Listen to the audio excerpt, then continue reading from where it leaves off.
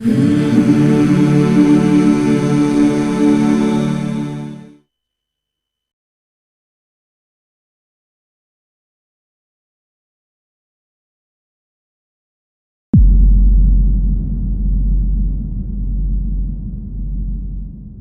की कहानियां मत पढ़ो, उससे आपको केवल एक संदेश मिलेगा।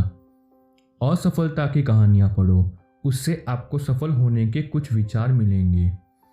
ऐसा कहने वाले भारत देश के मिसाइल मैन की सफलता और असफलता दोनों के बारे में आज हम बात करेंगे।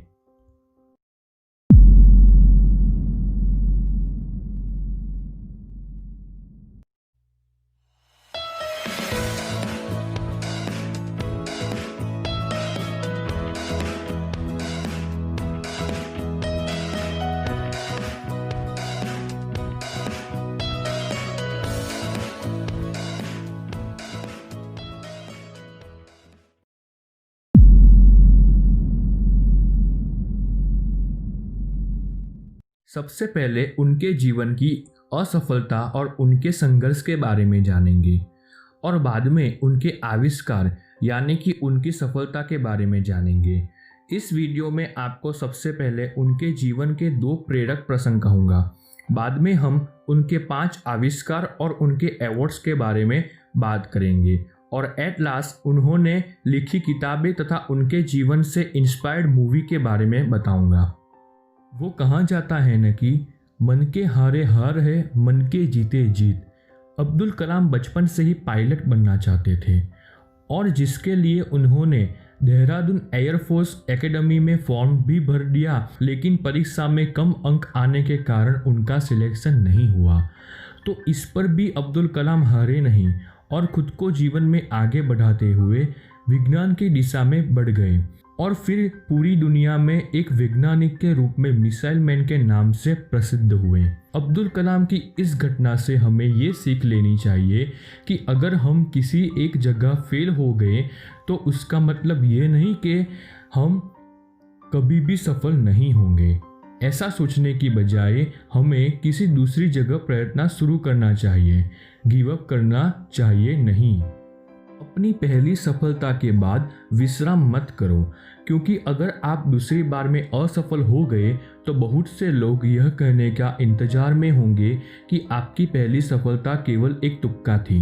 एपीजे अब्दुल कलाम का व्यक्तित्व इसीलिए निखरा क्योंकि बचपन में वे हर चीज पर सवाल करते थे।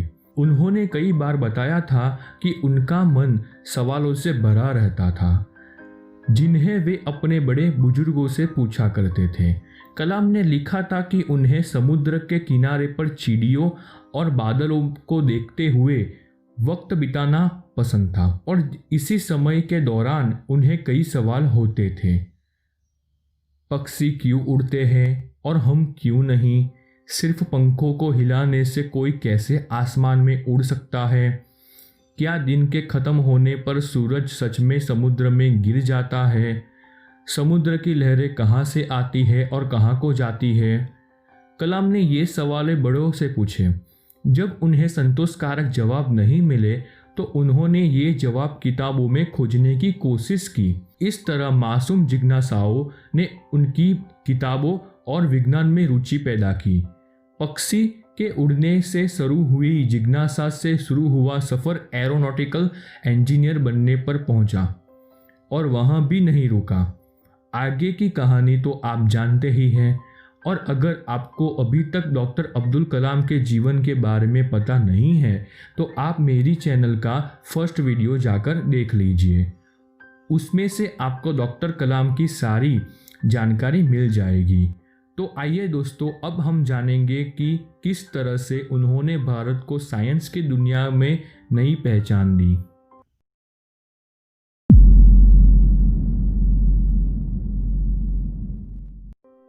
BrahMos supersonic cruise missile. BrahMos एक सुपरसोनिक क्रूज मिसाइल है। इसे सबमरीन से, पानी से, जहाज से, विमान से या जमीन से भी छोड़ा जा सकता है। ब्रह्मोस की रेंज 290 है और ये 300 किलोमीटर तक बारूद ले जाने में सक्षम है। ब्रह्मोस की विशेषता ये है कि हवा में ही मार्ग भी बदल सकती है और चलते फिरते लक्ष्य को भी भेज सकती है। इसका पहला परीक्षण 12 जून 2001 को हुआ था। वैज्ञानिकों का कहना है कि अब ब्रह्मोस 2 को बनाने की तैयारी चल रही है, जिसका परीक्षण 2020 में होने की संभावना है। परमाणु हथियार ले जाने में सक्षम पृथ्वी मिसाइल। पृथ्वी मिसाइल का प्रथम प्रक्षेपण 25 फरवरी 1988 में हुआ था। पृथ्वी 1 की रेंज 15 किलोमीटर है, साथ ही वह 1000 किलोमीटर तक बारूद ले जाने में सक्षम है। बाद में पृथ्वी 2 और पृथ्वी 3 को लॉन्च किया गया। पृथ्वी 2 की रेंज 250 किलोमीटर जबकि पृथ्वी 3 की रेंज 350 किलोमीटर है। स्वदेशी तकनीक से निर्मित पृथ्वी 2 परमाणु हथियार ले जाने में भी सक्षम है। अग्नि बैलिस्टिक मिसाइल। इनका फायर पावर 700 किलोमीटर है। 15 मीटर लंबी व 12 टन वजन की यह मिसाइल 1 क्विंटल भार ले जाने में और परमाणु हमले करने में सक्षम है। अग्नि मिसाइल के अब तक 5 वर्जन लॉन्च हो चुके हैं, साथ ही छठे वर्जन को विकसित किया जा रहा है। अग्नि ग्रुप मिसाइल के अंदर मीडियम रेंज बैलिस्टिक मिसाइल से लेकर इंटरकॉन्टिनेंटल मिसाइल तक आती है। अग्नि 1 ये लंबी दूर तक भार करने वाली पहली मिसाइल है।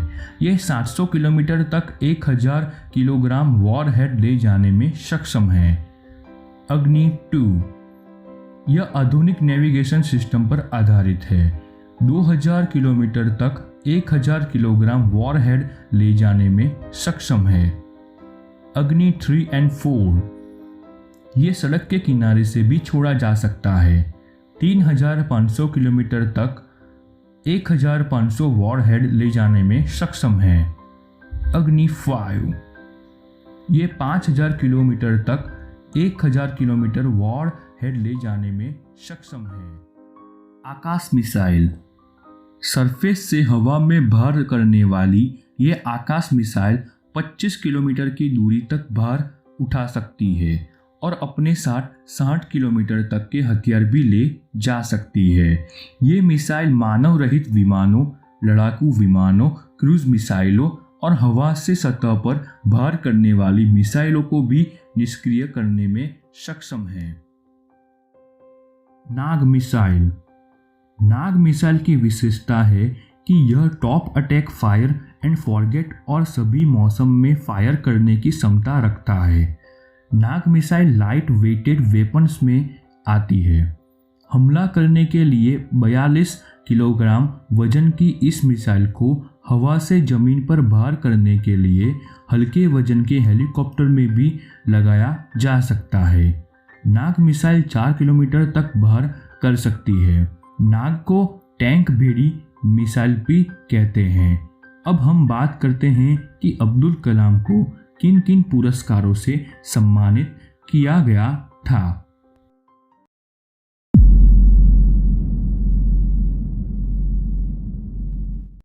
कलाम के 79वें जन्मदिन को संयुक्त राष्ट्र द्वारा विश्व विद्यार्थी दिवस के रूप में मनाया गया था। इसके अलावा उन्हें लगभग 40 विश्वविद्यालयों द्वारा डॉक्टर की उपाधियां प्रदान की गई थी। भारत सरकार द्वारा उन्हें 1981 में पद्म भूषण और 1990 में पद्म विभूषण का सम्मान प्रदान किया गया था। 1997 में कलाम साहब को भारत का सर्वोच्च नागरिक सम्मान भारत रत्न प्रदान किया गया था। 2005 में स्विट्जरलैंड की सरकार ने कलाम के स्विट्जरलैंड आगमन के उपलक्ष्य में 26 मई 2005 को साइंस डे घोषित किया। नेशनल स्पेस सोसाइटी ने वर्ष 2013 में उन्हें अंतरिक्ष विज्ञान संबंधित परियोजनाओं में कुशल संचालन और प्रबंधन के लिए वॉन ब्राउन अवार्ड से पुरस्कृत किया था। कलाम जी ने साहित्यिक रूप से कई किताबें भी लिखी थी, जिनमें से कुछ प्रख्यात किताबों के नाम मैं बताने जा रहा हूँ। First, India my dream. Second, ignited mind, unleashing the power within India. Third, envisioning an empowered nation, technology for societal transformation. 4. Wings of Fire, an autobiography of APJ Abdul Kalam. 5. Scientist to President. 6. My Journey. 7. India 2020, a vision for the new millennium. किताबों के अलावा भी I am कलाम नील माधव पंडा द्वारा निर्देशित व smile foundation द्वारा निर्मित 2011 की हिंदी फिल्म है।